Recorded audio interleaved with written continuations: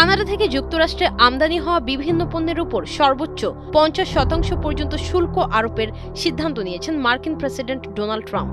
আগামী 30 দিনের মধ্যে কার্যকর হতে পারে এই নতুন শুল্ক। ট্রাম্প প্রশাসনের দাবি, কানাডার বাজারে যুক্তরাষ্ট্রের তৈরি পণ্যের সঙ্গে বৈষম্যমূলক আচরণ করা হচ্ছে।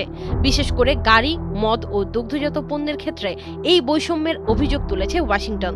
মার্কিন কর্মকর্তারা জানিয়েছেন, 1930 সালের শুল্ক আইনের 338 নম্বর ধারার আওতায় এই শাস্তিমূলক শুল্ক আরোপ করা হয়েছে। ওই আইনে কোনো দেশের বাজারে মার্কিন পণ্য বৈষম্যের শিকার হলে প্রেসিডেন্ট সেই দেশের পণ্যের উপর সর্বোচ্চ 50% পর্যন্ত শুল্ক আরোপ করতে পারেন। ট্রাম্প প্রশাসনের বাণিজ্য বিষয়ক দূত জেসমিন গ্রিয়ারের দপ্তরের এক বিবৃতিতে বলা হয়েছে, নতুন শুল্কের আওতায় আসবে বছরে প্রায় $2000 কোটি মূল্যের কানাডীয় পণ্য। তালিকায় রয়েছে দুগ্ধজাত পণ্য, আসবাবপত্র, মাছ ধরার ছিপ, বীজ, কাপড় ও পরচুলা সহ বিভিন্ন পণ্য। তবে দুই দেশের বাণিজ্য সম্পর্কের পরিসর আরও বড়।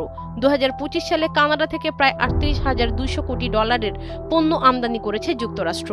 ফলে ট্রাম্পের এই সিদ্ধান্তে উত্তর আমেরিকার দুই প্রতিবেশীর বাণিজ্য সম্পর্কে নতুন করে উত্তেজনা তৈরি হতে পারে।